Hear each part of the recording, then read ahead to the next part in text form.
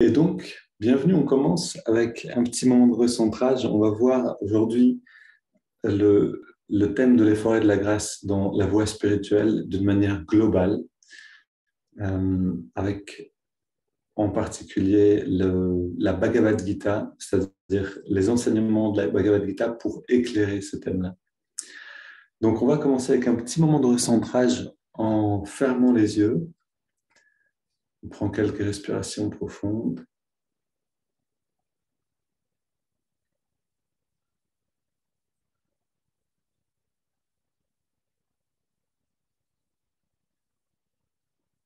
On se détend un instant.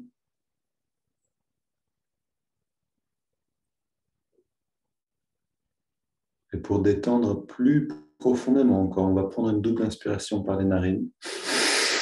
Garder l'air dedans, contracter tous les muscles jusqu'au maximum. Et une double expire pour détendre tout. On recommence. Double inspire, on contracte progressivement jusqu'au maximum.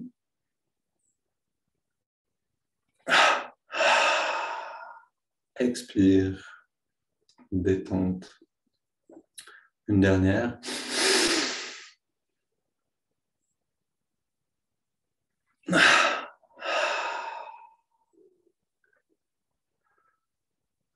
On reste un instant dans cette relaxation.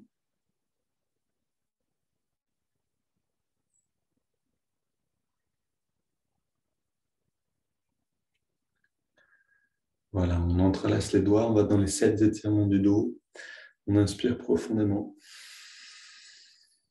Et expire, on pousse les mains vers l'avant. On arrondit le dos, on étire derrière. Inspire vers le ciel. Expire, on se penche vers la gauche lentement. Voilà, on va chercher le bien-être là où il est. Inspire, on revient au centre. On retrouve de la longueur dans la colonne. Expire, on se penche vers la droite.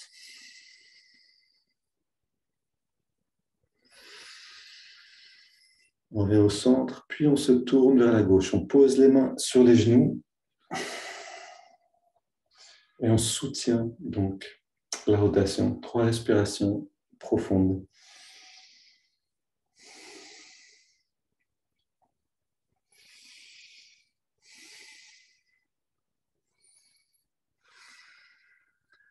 Et retour au centre. Inspire, bras vers le ciel. Expire, on se tourne vers la droite, tout tranquillement, lentement, mais en allant jusqu'au bout à chaque fois.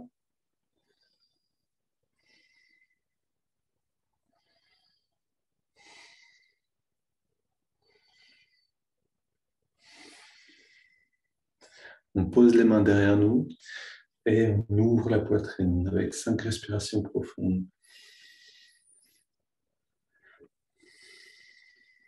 Flexion légère vers l'arrière. Protège le cou.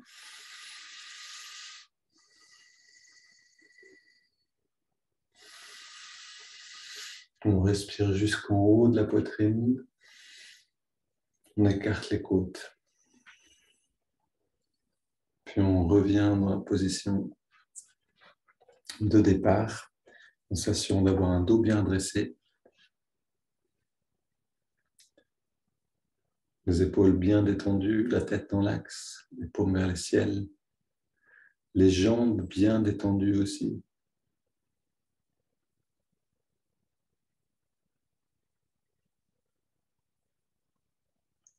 Voilà, on va prendre une dizaine de respirations profondes. On inspire par le nez, on expire par la bouche.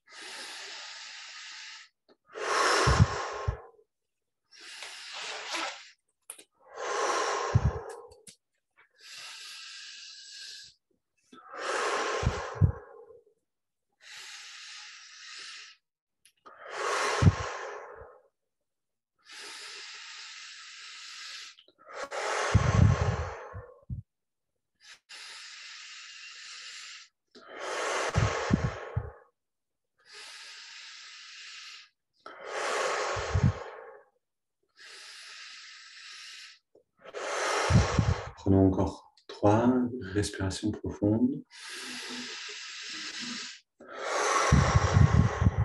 plus d'air. Une dernière. Puis, on expire, on se détend et on arrête de respirer. On rentre dans l'écoute des sensations intérieures.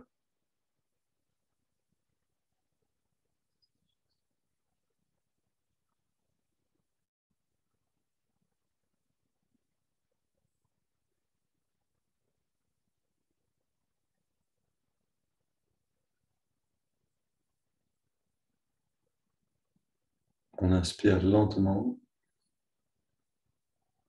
On garde l'air à l'intérieur. On rentre un peu le ventre. Et on focalise toute l'attention à la jonction des sourcils.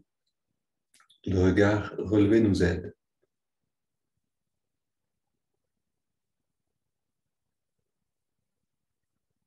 On relâche le ventre et on expire.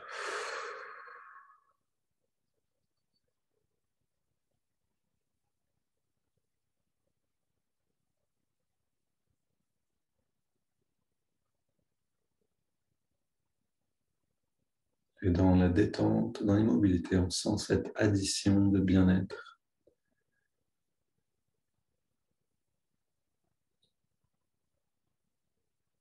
Puis, inspire sur 5, respiration triangulaire, par les narines, donc. Triangulaire parce que maintenant, on va garder l'air dedans sur 5 également. Et puis, on expire sur 5 aussi.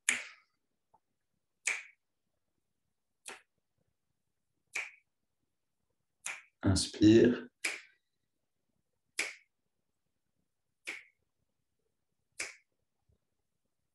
On retient le souffle.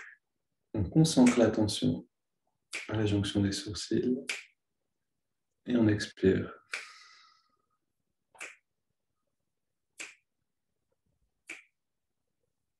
Un dernier cycle, inspire.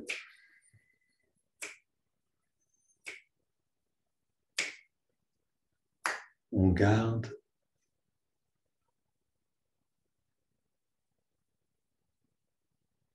Expire.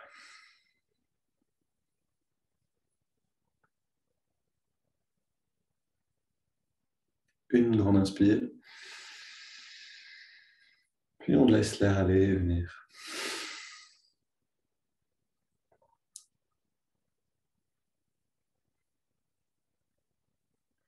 Voilà, et on fait l'expérience de ce bien-être. Ce bien-être dont on fait l'expérience maintenant est directement le symptôme d'un changement de conscience en nous-mêmes. Être dans cette conscience qu'on appelle christique ou cette super conscience, pour reprendre un terme de Yogananda, ça implique un bien-être. Donc le meilleur signe pour savoir là où on est avec notre conscience, c'est comment je me sens. Est-ce que je me sens? Est-ce que je ne me sens pas du tout? Je n'ai pas accès au corps? Ou est-ce que je peux sentir le corps? Est-ce que je peux bien le sentir? Et alors je me sens bien.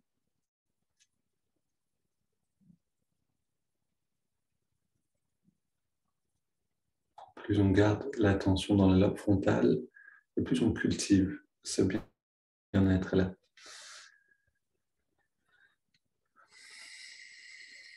Donc, et je vous propose de garder votre attention à cet endroit-là pour rentrer dans ce mini-webinaire avec la réceptivité que ça nous donne. Et on a quelques images, mais vous avez toujours la possibilité de fermer les yeux et de vous réfugier, de retourner à l'intérieur. Donc, l'effort et la grâce. L'effort et la grâce et la relation entre les deux.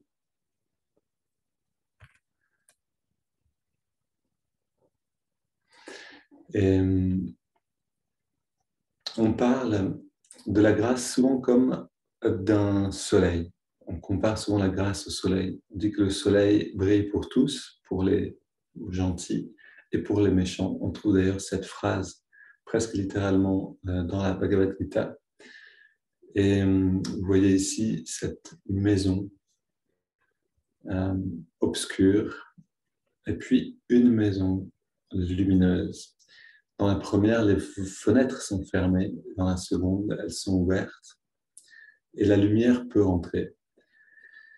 Donc, ce que cette image que vous connaissez sans doute nous dit, c'est que pour que la grâce rentre, on n'a pas besoin de faire, de mériter cette grâce dans le sens où il faudrait la produire ou la créer, mais en fait, on a besoin d'ouvrir. Ouvrir en nous ce qui permet de recevoir cette lumière à l'intérieur.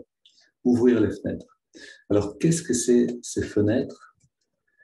C'est les obstacles. C'est-à-dire que en nous, on a des tendances, et on va voir ça avec l'enseignement de la Bhagavad Gita, très clairement, que le travail en fait, de l'aspirant spirituel, c'est de cultiver les qualités en nous-mêmes qui permettent de laisser passer la lumière. On a des qualités en nous-mêmes qui font obstruction à la lumière, et ces qualités-là, on a besoin de les reconnaître, puis de les transformer en qualités qui laissent passer la lumière. Alors, quels sont les obstacles? On va voir ça un peu plus tard avec la Bhagavad Gita. La question qui se pose de manière générale, c'est comment attirer cette grâce dans nos vies. Et c'est-à-dire comment orienter, c'est ça que ça veut dire, toute notre vie dans cette et vers cette lumière-là. Et une phrase qui vient de Matthieu, donc l'évangile selon Matthieu, c'est que tout arbre qui ne produit pas de bons fruits est coupé et jeté au feu. Il y a aussi une autre image qui illustre très bien qui va tout à fait dans le sens de cette phrase. L'humanité est comme un arbre et chaque feuille, c'est une personne. Quand la feuille reçoit la lumière, c'est son travail, et envoie et fait sa photosynthèse, donc transforme cette lumière en énergie que l'arbre peut intégrer, dont l'arbre peut se nourrir et qui peut donc contribuer au bien de l'ensemble, alors la feuille va perdurer. C'est-à-dire que, en fait, l'arbre est dans la capacité de retirer la sève des feuilles qui sont plus utiles, qui sont par exemple dans l'ombre, ou qui sont même de toute une branche. Il peut laisser tomber toute une branche, s'il le désire, pour privilégier celles qui sont fertiles. Et en fait, c'est pareil pour nous. C'est-à-dire que dans nos vies, si on est une bonne feuille, une feuille qui reçoit cette lumière et qui fait donc sa part, c'est-à-dire cette feuille, elle fait sa part de travail, aussi insignifiante semble cette part si on la compare à l'humanité tout entière ou pour un arbre, une petite feuille, mais si elle fait sa part, elle se met dans cette disponibilité pour recevoir la sève. Et donc, c'est une question qu'on peut se demander, une question qui est toujours bon de se poser. Comment je peux encore plus, encore mieux faire ma part, faire ce qui vient naturellement dans ma vie et qui va contribuer à amener quelque chose de bon au grand tout, on pourrait dire à l'ensemble de l'humanité, à l'ensemble de la vie. Passons maintenant donc à l'enseignement de la Bhagavad Gita, qui donc approche ce travail de l'aspirant spirituel de manière très pragmatique, très concrète, et qui nous explique donc qu'on est tous dans ce processus de la reconquête d'un royaume qui a été volé, qui a été en fait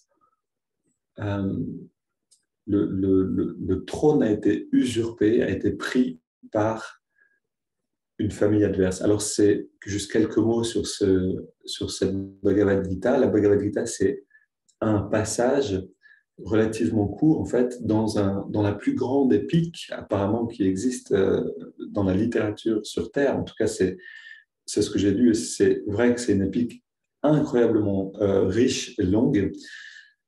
Et ça s'appelle le Mahabharata. Mahabharata, ça veut aussi dire la Grande Guerre.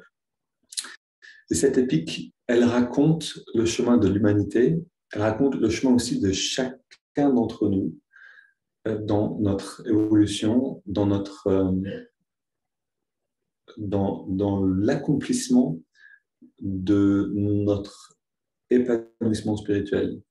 Et donc, cette Bhagavad Gita, qui est le moment de l'affrontement des deux armées, est un endroit crucial parce que c'est le moment où l'aspirant spirituel qu'incarne Arjuna, que symbolise Arjuna, donc le héros de la Bhagavad Gita, c'est le moment où l'aspirant spirituel donc va rentrer dans le combat, va rentrer dans la bataille, et on va voir que c'est pas évident justement qu'il le fasse. Et donc ça, c'est quelque chose qui va parler à chacun d'entre nous dans nos vies. Donc deux armées se font face sur le champ de bataille du Kurukshetra. Et ici donc, le Kurukshetra, c'est vraiment le champ de notre propre conscience. C'est donc un enseignement clé de cette Bhagavad Gita, du Mahabharata, c'est de nous dire que dans la vie, en chaque instant, on a ce choix en fait entre se lever pour affirmer les forces du bien en fait dans l'instant faire le bon choix ou laisser l'automatisme prendre le dessus et aller dans les tendances négatives. Et ces deux armées sont vraiment les tendances positives en nous. Donc, si on reprend l'image de la maison, c'est ces qualités en nous qui laissent passer la lumière. Et l'armée, les ennemis, en fait, les ennemis du bien, puisque c'est vraiment ce qui se passe dans cette histoire du Mahabharata. On a une famille qui représente toutes les qualités lumineuses, spirituelles, et une famille qui représente toutes les qualités négatives. La colère, la jalousie, la volonté du pouvoir sur les autres, etc., etc. Et donc, ces deux familles vont s'affronter. En fait, c'est la même famille. Et c'est ça qui est une difficulté, justement, pour Arjuna, c'est d'affronter sa propre famille. Et c'est ça qui est une grande difficulté pour nous dans nos vies, c'est qu'on s'est familiarisé avec des qualités qui ne sont pas bonnes pour nous et avec lesquelles on va devoir mener la bataille. On va y revenir un peu plus tard. Juste une image que je trouve essentielle et qui revient constamment dans la Bhagavad Gita, c'est cette image-là que vous avez peut-être déjà vue si vous avez suivi le cours de méditation en ligne. Donc, Krishna sur son char avec, en fait, Arjuna sur son char et Krishna qui le guide. Arjuna, c'est ce guerrier qui a l'arc dans les mains. Krishna, c'est le conducteur du char qui a les rênes des 5 chevaux dans les mains et qui souffle de la conque. Et ici, on a déjà un enseignement extrêmement riche dans cette image, simplement. Alors, ce que nous dit cette image dans son essence, c'est que notre travail en tant qu'aspirant spirituel, c'est de retrouver le royaume, la maîtrise, reconquérir en fait ce royaume par la maîtrise du mental, par la reconquête du mental. Et je rappelle simplement voilà, certains d'entre vous ont déjà entendu, les chevaux représentent les 5 sens.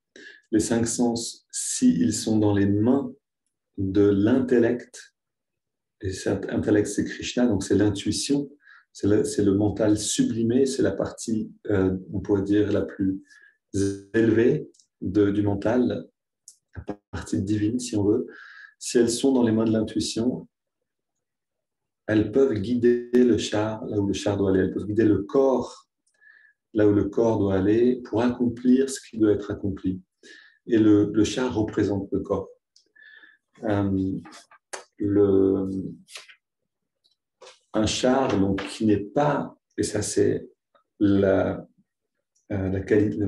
condition normale en fait sur la Terre maintenant, c'est que ce n'est pas le cas. C'est très rare d'avoir une personne qui contrôle ses sens et dont l'intuition est le guide dans la vie. Et donc dans ce cas-là, c'est les chevaux qui sont sans contrôle et qui, donc laissés à eux-mêmes, vont aller dans toutes les directions et emmener le corps, donc le char, dans toutes les directions. Quand le cheval voit quelque chose qui lui plaît, hop, il va vers là, mais il y a un cheval qui voit quelque chose d'autre. Et donc, ça fait un gros chaos. Et on va retrouver cette situation où le corps, donc notre véhicule corporel, notre existence ici physique, est déterminé par les sens, par ce qui nous plaît et ce qui ne nous plaît pas, et non plus par notre intuition. Ok. Une dernière chose qui est importante ici, c'est, voilà, on voit Arjuna qui est bien redressé. Son dos est droit, la flèche est tendue, l'arc est tendu, la flèche est prête à tirer. Donc, ça veut dire qu'il est focalisé sur son but, il ne se laisse pas distraire, justement. Et en même temps, il a cette posture méditative, cette posture, donc ce dos redressé, qui permet à la conscience de s'élever, qui permet à l'énergie de circuler le long de la colonne. Une phrase de Yogananda qui me revient ici, un dos courbé est le pire ennemi de l'aspirant spirituel. Pourquoi? Parce qu'en courbant le dos, peut-être que c'est plus confortable, mais en fait, ce qu'on fait, c'est on ferme par ce moindre effort, on laisse le dos retomber, les épaules retomber vers l'avant, le cœur se refermer, et on perd ce lien entre l'énergie sacrale de l'action et l'intuition. Et donc, il y a quelque chose qui souvent se bloque au niveau de la poitrine et du ventre. Voilà, juste quelques mots là-dessus. Et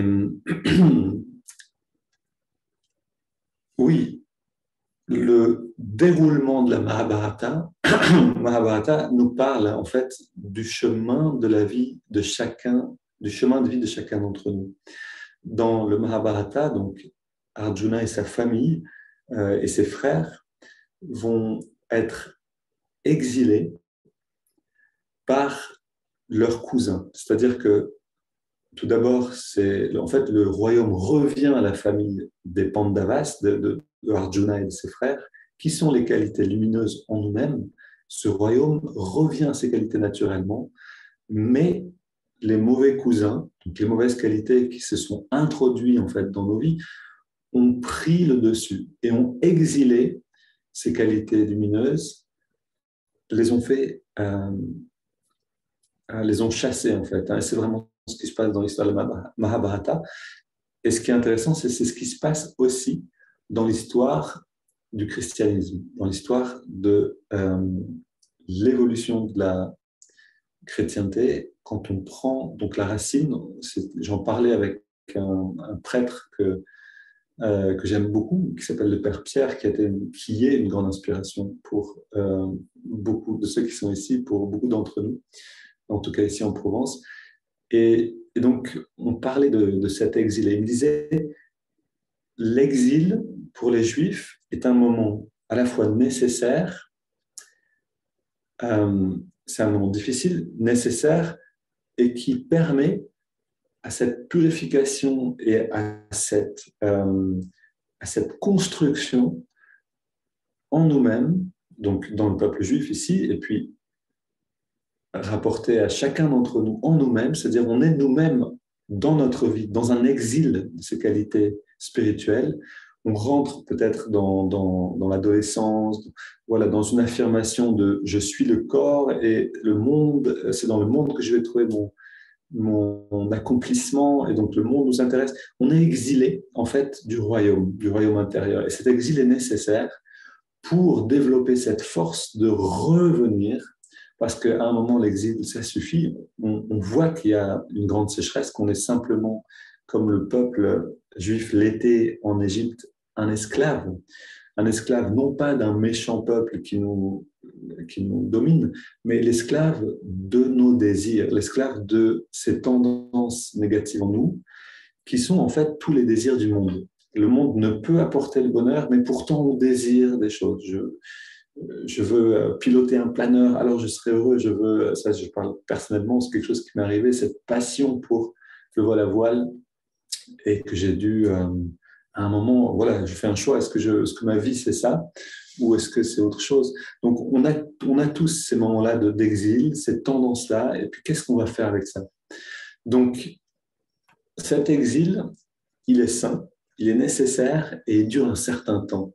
Dans la Mahabharata, il dure 12 ans plus un temps de transition, une année de transition. Et ensuite vient le moment de la reconquête, c'est-à-dire qu'on en a eu assez on a cherché le bonheur dans le monde, et puis il y a un moment où on voit que ça ne fonctionne pas, et donc naturellement on va se tourner vers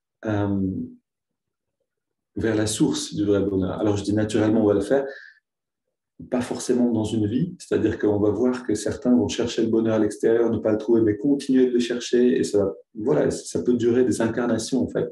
Il y a, le yoga nous enseigne que c'est de nombreuses incarnations jusqu'à ce que sont nécessaires, jusqu'à ce que l'âme euh, développe le désir essentiel de connaître la source du vrai bonheur.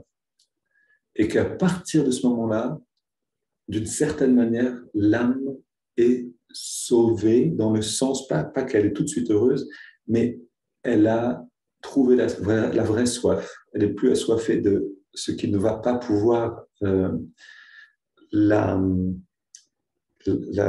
étancher sa soif, mais elle est assoiffée de ce qui va vraiment pouvoir la fulfill, l'apaiser, la remplir, l'épanouir. Et donc, à partir de là, commence cette reconquête. Et quand on rentre dans cette reconquête, alors cet exil-reconquête et cette phase du doute, on peut les voir à l'échelle de nombreuses vies, mais on peut les voir aussi à l'échelle d'une vie, dans notre vie. On peut voir ça aussi. Si on regarde notre enfance, adolescence, puis à un moment, on se pose la question du sens de la vie, et puis on trouve un chemin, et on voit que ce chemin est valide, etc. Et on développe la force pour aller vraiment en avant, en fait. Et puis on peut aussi le voir dans le miniature de notre vie, c'est-à-dire dans la journée elle-même. Est-ce que quand on se réveille, on est déjà ouvert à cette dimension-là, ou est-ce qu'on a un petit peu oublié, et est-ce qu'on a besoin de méditer pour se rappeler, ressortir de l'exil et rentrer dans cette reconquête? Et combien de fois dans la journée on va se retrouver en exil, puis on va se rendre compte qu'on a oublié l'essentiel et qu'on a besoin de se rappeler qu'il y a quelque chose qui est non pas dehors, mais dedans. Et donc, dans ce processus-là, il y a une phase qui est importante, et c'est le doute. Cette phase, c'est une très belle, un très beau passage de la Bhagavad Gita. C'est Krishna que vous voyez ici, pardon, Arjuna et Krishna que vous voyez en haut à droite. Et Arjuna a demandé à Krishna de l'amener entre les deux armées pour voir avec qui il va devoir se battre. Et donc, vous savez, cette scène, vous voyez ça en haut à gauche aussi, c'est Krishna qui qui guide Arjuna entre les deux armées, et Arjuna regarde et voit dans les armées ennemies, dans l'armée de l'ennemi, tous ses proches, tous ses cousins, et même plus que ses cousins, son grand-père, enfin, plein de personnes de sa famille qu'il aime profondément et avec lesquelles il ne veut pas se battre. Et donc, à ce moment-là, il jette son arc à terre, il jette ses armes à terre, et il s'effondre et il dit « c'est trop, je ne veux pas me battre, je ne me battrai pas, ce n'est pas juste de se battre et de tuer ceux avec qui j'ai grandi ». Et ça, c'est quelque chose d'essentiel. C'est-à-dire que en nous tous, on va avoir à un moment, on est plein d'enthousiasme pour ce chemin spirituel, et puis à un moment, ça devient sérieux. Et pour vraiment avancer, il va falloir trancher des liens qui nous, peut-être de fusion avec des gens qu'on aime et qui nous empêchent d'avancer, ou nous séparer peut-être d'un loisir ou de relations qui étaient, qu'on pensait bonnes pour nous, et en fait, on se rend compte qu'elles vont à l'encontre de ce vers quoi on tend. Et donc, il y a ce moment-là où on ne veut pas en fait se libérer. On ne veut pas, on est entre ces deux choses. À la fois, on est entre les deux armées, on a dit, OK, on va faire ce qu'il faut pour reconquérir le royaume. Et puis quand il faut passer à l'action, on est dans le doute, dans la difficulté, et on fait un pas en arrière. Donc c'est là où Krishna intervient. Et Krishna, c'est cette conscience qui est en nous, cette intuition qui peut nous guider et qui guide activement Arjuna ici, qui lui dit, mais tu dois te battre. Ce que tu dis ici, parce que Arjuna va trouver 1000 excuses pour ne pas se battre, et Krishna lui dit, les excuses que tu trouves ne sont pas valables. Tu penses qu'il vaut mieux se faire tuer que de tuer, voilà, je ne rentre pas dans les détails, mais c'est un très beau moment de la Bhagavad Gita, je vous conseille de le lire. Et vraiment, Arjuna, on trouverait qu'il a des arguments convaincants, et on se rend compte ensuite que c'est notre mental qui s'est perdu, que c'est son mental qui s'est perdu, et puis le nôtre, quand on est dans le doute, et qui va justifier les sentiments. C'est-à-dire que le mental devient l'esclave. En fait, le mental suit toujours les sentiments.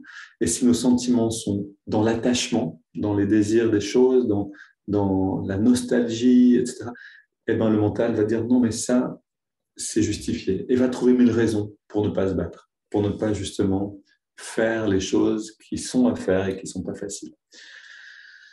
Mais quand on laisse donc cette intuition nous parler, et ce moment-là de l'intuition qui parle, alors il est en bas à gauche, je vais aller un petit peu vite, voilà, en bas à gauche, vous avez Krishna qui, dans toute sa splendeur, aide Arjuna à se redresser par un discours qui est très juste, qui est magnifique.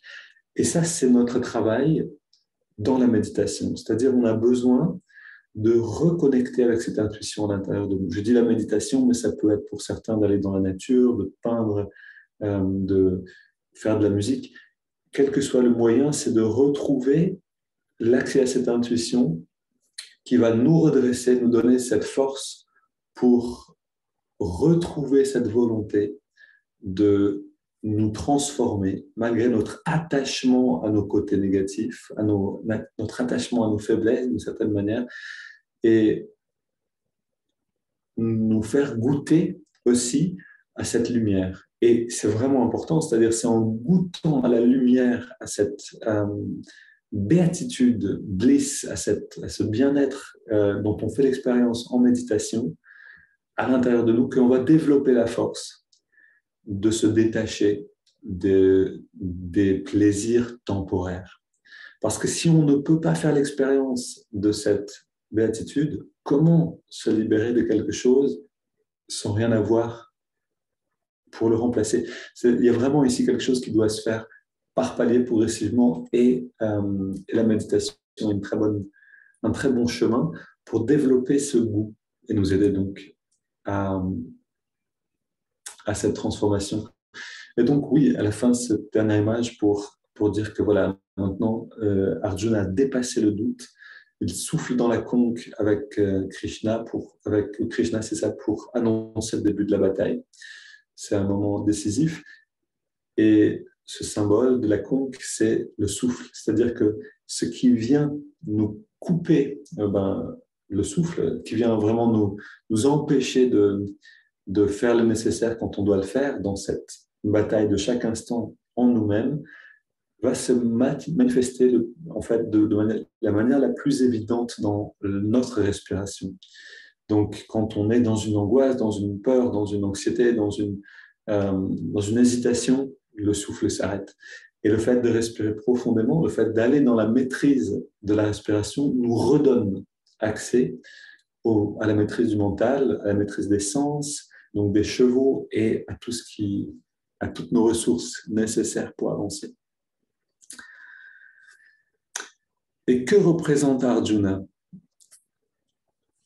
Arjuna, pourquoi est-ce que c'est le héros de la Bhagavad Gita? Parce que c'est le chakra. Alors, chaque Pandavas, chacun de ses frères de la famille d'Arjuna, représente un chakra différent, c'est-à-dire une partie de nous-mêmes, une qualité de nous-mêmes lumineuse et distincte. Et Arjuna représente ce troisième chakra qui est la force de volonté.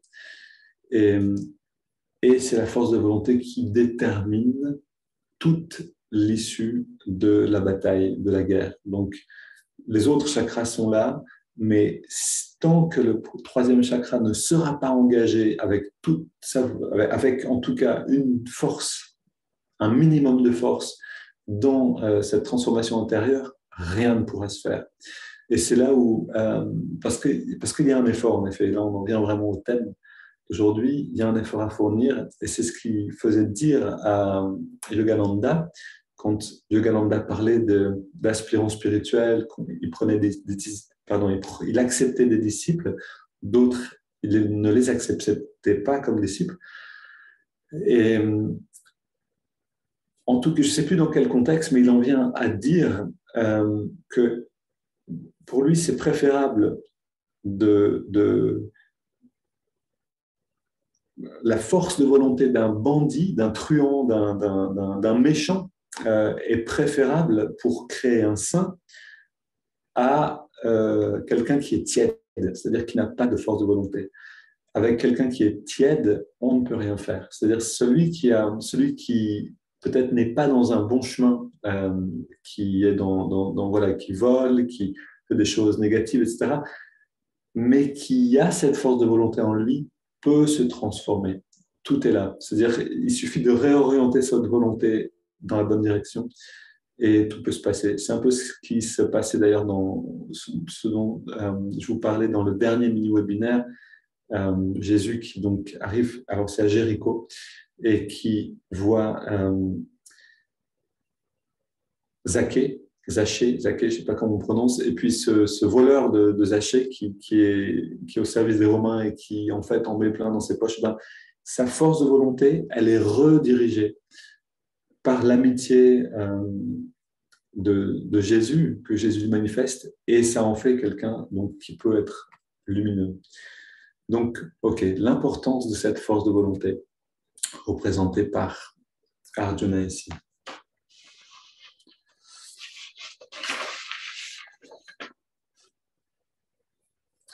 Donc, voilà, tout ça c'est intéressant, c'est bien beau et c'est réjouissant. Vraiment, je vous conseille d'aller lire, vous intéresser à la Mahabharata et à la Bhagavad Gita. Mais comment faire le lien? Comment est-ce que cette sagesse donc va s'installer dans nos vies? Comment est-ce qu'on peut aider à en profiter vraiment, à l'incarner? Et alors le premier pas, et c'est vraiment comme ça que commence la Bhagavad Gita, c'est deux armées se font face. Et sans cette conscience qu'en chaque instant, on a cette possibilité de nous effondrer, en fait, ou de nous redresser pour faire face et mener à bien la bataille, qu'on la gagne ou pas, mais de se battre, en fait, hein, avec toutes nos forces, faire face à l'instant présent. Tant qu'on n'est pas dans cette conscience, rien ne peut se passer. Et donc, c'est la première chose que nous dit le Bhagavad Gita, c'est chaque instant est une bataille. Dans chaque instant, on a le choix entre se laisser aller à nos tendances habituelles ou se réveiller et chercher qu'est-ce qui est juste maintenant. Demander à notre intuition de nous guider et à partir de là, agir. Et donc oui, c'est quelque chose d'important. Alors juste, c'est une image pour illustrer ça avec une situation vraiment voilà, basique et dont on fait tous l'expérience. On est tout seul, on se fait à manger, on mange. Et on peut manger, alors voilà, c'est des images, elles ne sont pas parfaites, mais c'est pour illustrer qu'on peut manger un petit peu absent, on peut peut-être manger trop en faisant d'autres choses, en cherchant une satisfaction à la fois dans trop manger et puis dans regarder un film en même temps, etc. Il n'y a rien de mal à regarder un film en mangeant, je ne sais pas ce que je dis, mais il y a ici simplement une absence de nous-mêmes. C'est ça qui est important. Et puis, on peut manger, on peut se faire un repas et puis jouir de ce repas, mais dans la conscience, dans la présence et dans la juste mesure aussi, c'est-à-dire décider de ce qu'on va manger, la quantité, et puis s'arrêter au bon moment. Voilà, cette bataille, elle existe quand on mange. On la connaît tous. C'est très, très tentant quand il y en a encore dans la casserole et qu'on vient de terminer l'assiette.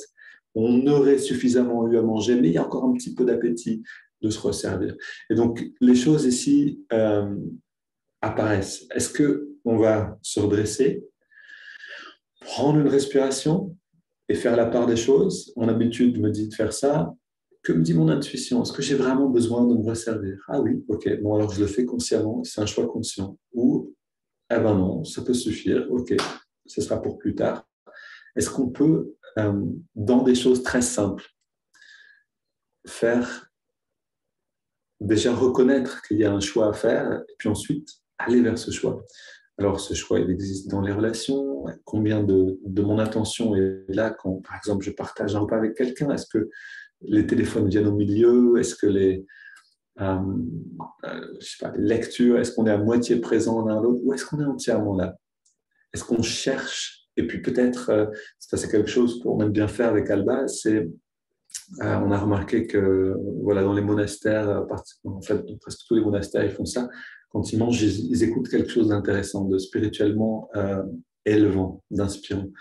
Et donc, ça nous arrive très souvent, presque toujours, en fait, de partager un repas, partager un moment ensemble pour écouter quelque chose qui nous élève, nous met dans la lumière. Est-ce que quand on a un jour de repos, ça c'est les deux dernières images, est-ce qu'on va aller dans un extrême ou dans l'autre? C'est-à-dire on va dormir jusqu'à midi et demi, voilà, se faire un shoot presque de rien faire, mais au-delà de la mesure, où est-ce qu'on va, malgré le jour de congé, être dans l'autre extrême, de faire plein de choses pour se sentir productif et ayant une utilité, que ce jour soit bon. Où est-ce qu'on va chercher le juste milieu? Est-ce qu'on va chercher à voir, OK, de quoi j'ai besoin aujourd'hui? Qu'est-ce qui est juste? Comment je peux faire ma part, même dans ce jour de congé? Et peut-être que c'est vraiment simplement rester au lit et vraiment me reposer, ou peut-être que c'est faire un petit peu de travail, peut-être que c'est voilà, une promenade, etc. Donc ça, c'est le premier pas, c'est reconnaître dans l'instant qu'il y a en effet un choix à faire, une bataille qui est toujours présente. Ensuite, le prochain pas, c'est l'introspection, qui est vraiment un sine qua non. On ne peut pas s'en passer si on veut avancer spirituellement, c'est de se poser des questions, de se remettre en question. Et donc, c'est comme ça que commence la Bhagavad Gita. Les deux armées sont l'une en face de l'autre. Et le roi aveugle, donc, qui s'appelle Dhritarashtra, qui est ici donc magnifiquement peint à droite ici, représente notre mental aveugle, symbolise le mental aveugle en nous-mêmes. Pourquoi est-ce qu'il est aveugle, ce roi? Parce que le mental en nous est aveuglé par les sens. Tant que notre mental fonctionne avec les 5 sens, on ne peut pas accéder à la réalité de ce qui se passe. Et donc, on a besoin et c'est ce que fait ici Dhritarashtra, il parle avec Sanjaya, qui est la faculté d'introspection en nous, en chacun d'entre nous. En fait, c'est l'intuition, et de voir, mais qu'est-ce qu'il s'est passé sur le champ de bataille? Et cette phrase est importante, c'est pas qu'est-ce qu'il se passe dans cet instant, dans cette bataille de l'instant, mais quels ont été les résultats? Qu'est-ce qui s'est passé? Et Yogananda explique que le fait que Dhritarashtra, le roi, parle au passé, demande au passé à Sanjaya, mais qu'est-ce qui s'est passé? C'est une clé. C'est-à-dire que pour nous, ça veut dire on pourra juger du résultat de notre effort seulement au fruit de l'effort lui-même. C'est-à-dire quand on rentre dans l'instant, on se bat, OK, est-ce que je vais manger encore une cuillère de plus ou est-ce que je m'arrête ici? Je respire, ce n'est pas le moment de faire de l'introspection. C'est enfin, je veux dire, c'est pas le moment de rentrer dans une analyse euh, mentale, mais c'est le moment de rassembler ses forces, de connecter avec l'intuition, qui est un aspect particulier du mental, et d'agir à partir de là. Et après, on va pouvoir analyser. Après, on va pouvoir se poser la question. Alors, qu'est-ce qui s'est passé? Ok, moi j'ai mangé une cuillère en plus et ça m'a un peu alourdi. Bon, hein, j'ai vu que c'était peut-être pas le meilleur choix, mais au moins j'ai posé la question et j'ai pensé à connecter avec l'intuition. Ou j'ai fait le bon choix et ça s'est bien passé. Ben, le lendemain, je vais faire la même chose parce que j'ai vu que ça s'est bien passé. Ça va me renforcer pour faire le bon choix à nouveau le lendemain. Le travail d'introspection, regarder après coup. Donc, par exemple, à la fin de la journée, c'est quelque chose que conseillait beaucoup Yogananda, regarder la journée et voir comment ça s'est passé, où est-ce que je suis tombé, où est-ce que j'ai réussi à me redresser. Comprendre la situation, ça veut dire prendre le temps d'observer en fait ces qualités en nous-mêmes et de voir dans notre vie comment elles se manifestent. À quel moment je vais faire l'expérience peut-être d'une tristesse, d'une dépression peut-être, d'une... Qu'est-ce que c'est ces choses, ces ombres en moi qui viennent complètement obscurcir la lumière et qui me rendent malheureux? Et puis, qu'est-ce que c'est, ou ça c'est vraiment important, quelles sont les qualités positives en moi-même? Parce qu'on peut tomber dans, en regardant les qualités adverses, les qualités négatives, on peut se laisser embourber dedans. La conscience va se baigner dedans et reste dedans. Et ça, donc, c'est dangereux. On a vraiment besoin de faire l'inventaire. Qu'est-ce que c'est mes forces? On en a tous, sinon on serait pas à se poser des questions là-dessus. Et donc, ces forces-là, elles vont nous permettre, quand on les comprend, de mieux vaincre. Je rentre dans une situation qui est difficile, j'ai une tendance que je connais peut-être à me laisser aller à la, je sais pas, l'apitoiement sur moi-même. Ah, j'ai mal ici, j'ai envie que tout le monde le sache, etc. Mais à l'intérieur de moi, j'ai aussi d'autres qualités. Qu'est-ce qu'elles sont? La joie, l'intérêt pour la spiritualité. Et ben voilà, je vais, quand je tombe dans ce travers-là, quand j'ai une douleur dans le corps et que j'ai une tendance à l'apitoiement, je vais aller d'autant plus vers la joie de partager la spiritualité avec d'autres ou je vais chercher cette lumière, la nourrir, la partager avec d'autres et ça va venir renforcer en fait ces forces positives pour que la bataille puisse euh, terminer de la bonne manière. Donc voilà, c'est juste un exemple, il y en a sans doute de meilleurs, mais on peut chercher en nous-mêmes ces forces positives et, et les invoquer au moment où on a des difficultés. Et, et oui, ça c'est très important. En effet, commencer là où on peut vaincre, là où on peut réussir. On ne va pas commencer sur un terrain de bataille trop difficile. On a tous des attachements, des désirs, des tendances négatives. Il y en a qui sont musclées, qui sont fortes. C'est pas par elles qu'on va commencer à se transformer. On va commencer là où on peut. Donc, et puis bien sûr, définir une stratégie. C'est-à-dire si on a simplement la volonté, mais que l'intellect ne suit pas, ne donne pas des idées pour faire face à la difficulté, ça va être très difficile, ça peut ne pas du tout fonctionner. Donc, une stratégie, c'est important. Tous ces points-là, j'aimerais y revenir avec vous, avec ceux qui voudront, la semaine prochaine, samedi, pour voir comment faire ce travail d'application dans nos vies. Voilà, parce que je sais que c'est un travail qui est très difficile, on le sait tous, et la Sangha, le groupe, peut nous aider, peut vraiment nous servir et nous donner de l'élan, en fait, dans ce travail-là. Donner le meilleur de soi-même, ici un journal, mais ça peut être aussi justement un groupe, c'est-à-dire observer comment les choses se sont passées, les comprendre et échanger là-dessus, que ce soit avec soi-même en écrivant, que ce soit vraiment avec d'autres qui sont dans un même élan de transformation, va nous aider beaucoup à donner justement le meilleur de nous-mêmes. Et enfin, pour terminer, oui, presque. Donc, quand on c'est ce que nous dit aussi cette Bhagavad Gita, quand on fait l'effort, et Arjuna vacille souvent sur le champ de bataille, à certains moments, il ne veut pas, il faut tuer le grand-père. Non, il renonce, il ne veut pas le faire, c'est trop difficile. Et pourtant, dans l'histoire, on comprend tout à fait que c'est nécessaire de le faire. Et même le grand-père demande à ce que Arjuna le fasse d'une certaine manière. Mais il y a certaines qualités en nous qui ont besoin de disparaître. Mais la difficulté est là. Et quand la difficulté est là, mais qu'on fait tous les efforts qu'on peut faire, la grâce vient à notre secours. Donc, on a surtout parlé de l'effort. Je suis d'accord aujourd'hui. Et la grâce, c'est un peu un mystère, mais j'aimerais en parler aussi dans un autre webinaire, parce qu'on en fait l'expérience, particulièrement dans la méditation. Et on peut voir, on peut apprendre à voir comment elle se manifeste, à se familiariser avec cette dimension-là. Et donc, ce que disait Yogananda, et ça, pour terminer ce mini-webinaire, en tout cas la partie théorique, c'est que, alors, ici, on parle de disciple, de maître et de grâce divine, mais ce langage qui est traditionnel en Inde et dans beaucoup de traditions spirituelles peut effrayer et n'est pas nécessaire. C'est-à-dire que l'important, c'est de comprendre l'équation.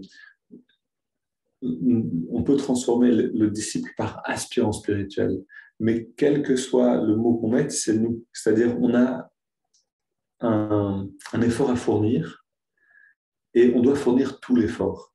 Mais les 100% de notre effort ne sont que 25% de tout l'effort nécessaire pour la transformation. Les autres 25% qui sont fournis, c'est l'effort de notre guide. Un guide peut être Jésus, peut être Bouddha, peut être Ama, peut être un maître vivant, c'est-à-dire dans son corps maintenant ou pas dans son corps, ça n'a aucune importance. Mais si on a un guide et qu'on fournit ces 25%, nous dit Yogananda, c'est-à-dire on fait toute notre part, 100% de l'effort qu'on peut faire, alors notre guide va fournir un effort pour nous. Il va nous aider. Tu fais un pas en avant et la vie fait 1000 pas vers toi. Et donc, c'est ici aussi cette grâce qui vient. 50%, les 50% qui restent, c'est justement cette grâce divine qui se manifeste quand les autres éléments sont réunis.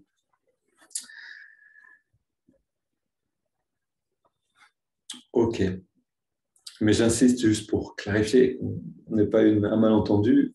C'est pas qu'on fournit nous 25% d'efforts, on fait 100% de ce qu'on peut faire, mais ça, on est conscient que c'est pas tout. Et donc, il y a quelque chose d'autre qui est ici en jeu, en chemin, en mouvement pour nous permettre d'arriver à cette transformation. Et donc, ce que je vous propose maintenant, c'est de rentrer dans un petit moment de pratique avec ces idées-là, de l'effort et de la grâce, de cette transformation qui nous attend en chaque instant, qui est constamment présente devant nous et qui nous demande est-ce que tu vas saisir la chance de cette transformation. Donc, allons un petit peu à nouveau en nous-mêmes. Fermons les yeux un instant.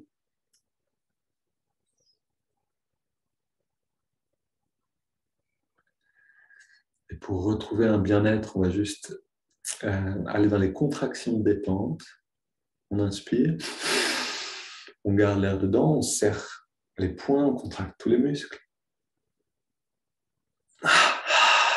Et on relâche tout. Encore 2 fois.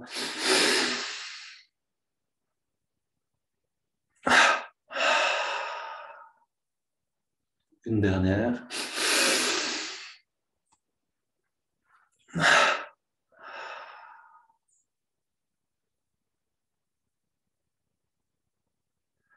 Et ressentez maintenant cette détente.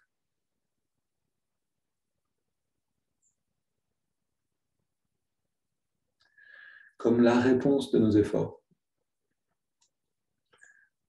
Si on reste simplement assis longtemps sans jamais faire aucun effort, il y a un moment où le corps va se plaindre. Mais si on étire de temps en temps le dos, les jambes, contracte les muscles, on les relâche, on reste dans cet équilibre. On fait un effort, on engage le corps, les muscles, et on a le bien-être ensuite. C'est une miniature vraiment de l'effort et la grâce. Mais allons un peu plus loin. Gardons le regard redressé. Prenons une inspiration lente. On garde l'air à l'intérieur. On rentre un peu le ventre. Toute la tension dans le lobe frontal. On relâche le ventre et on expire par les narines. Et encore une fois, on inspire profondément par les narines.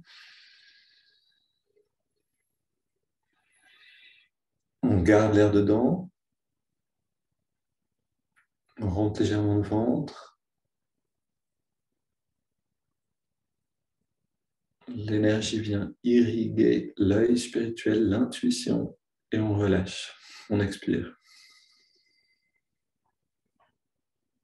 Et une dernière fois, inspire profonde. On garde. On rentre un peu le ventre. On relâche et on expire.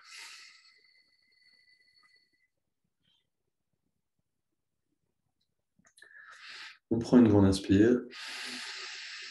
Puis on laisse l'air aller et venir à son rythme, sans plus contrôler le souffle.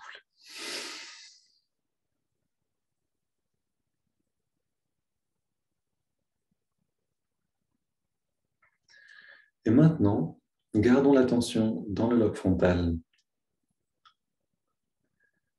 pour garder l'intuition stimulée.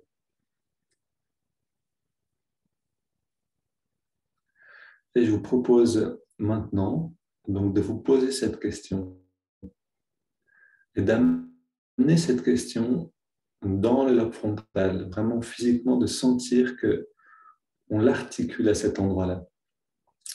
Et donc de poser la question, quelle qualité dans ma vie peut maintenant entrer en transformation? Donc quelle qualité qui n'est pas encore complètement lumineuse peut se transformer pour une qualité lumineuse.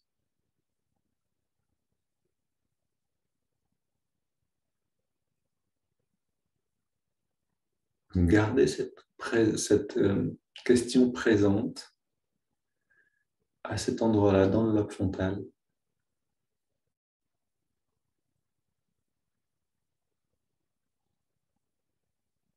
Formulez-la pour vous-même.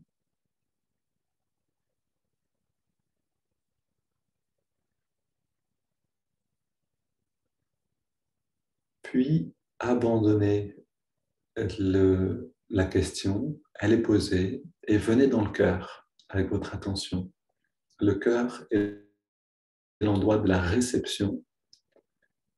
C'est par là qu'on va sentir ce que nous donne, ce que nous dit l'intuition.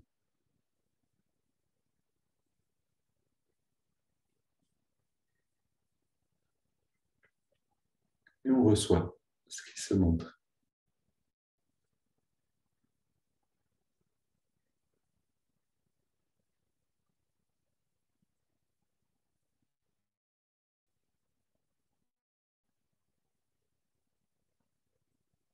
Peut-être qu'en posant la question déjà, vous avez su la réponse.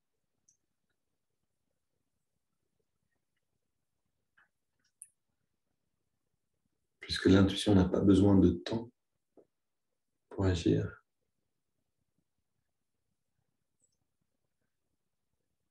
Et si vous êtes un peu dans le doute, pas tout à fait sûr d'avoir reçu la réponse, vous pouvez jouer avec une option et une autre. Est-ce que c'est ça? Et vous sentez si ça semble juste. Peut-être que c'est cette autre qualité qui a besoin d'être. Est-ce que ça semble juste? Et l'intuition peut vous guider à nouveau.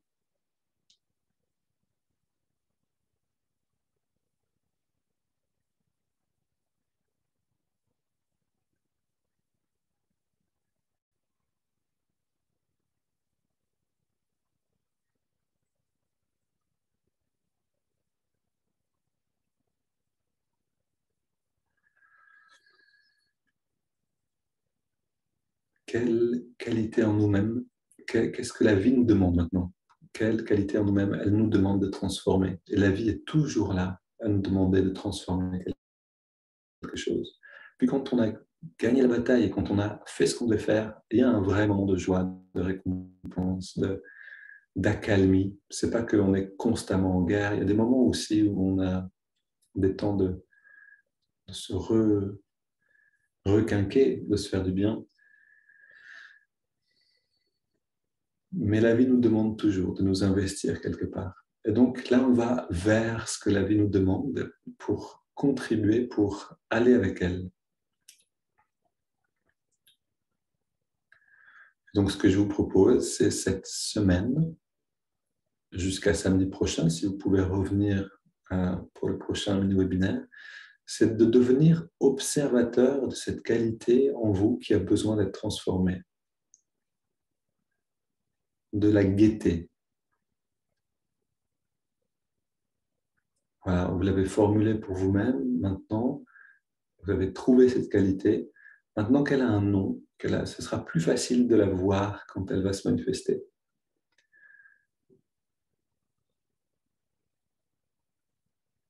Donc, on est déjà dans ce travail d'envoyer des éclaireurs sur le champ de bataille, voir comment sont les forces, comment ça se manifeste dans notre vie. Et puis, si vous êtes là samedi prochain, on pourra donc partager déjà un peu de ce que vous avez observé, de ce qu'on a observé, et puis voir comment se servir de cette observation pour transformer, pour développer une stratégie de transformation, quelque chose qui soit vraiment applicable dans notre vie. Voilà. Et je vous propose d'envoyer de l'énergie dans cette direction, c'est-à-dire de vivifier cette observation de cette qualité en nous-mêmes pendant cette semaine en envoyant des ohms dans cette direction-là. Et pour clore aussi le webinaire ensemble.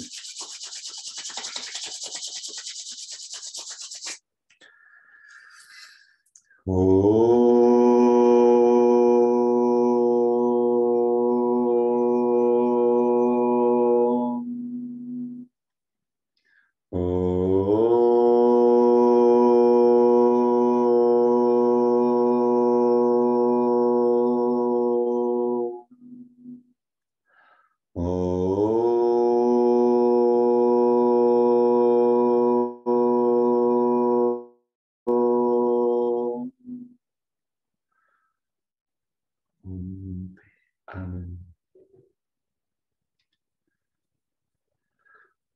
Et merci à tous, merci à toutes d'être venus ce matin, de partager ce moment. Je m'aperçois que mes mini-webinaires deviennent en fait des webinaires pas vraiment si mini que ça. Il est déjà plus de 9 heures. En tout cas, c'était un plaisir d'être avec vous et puis un bon week-end à tous, je vous souhaite. À la semaine prochaine et à samedi pour ceux qui voudront, pour continuer avec cette thématique-là. Merci, grazie.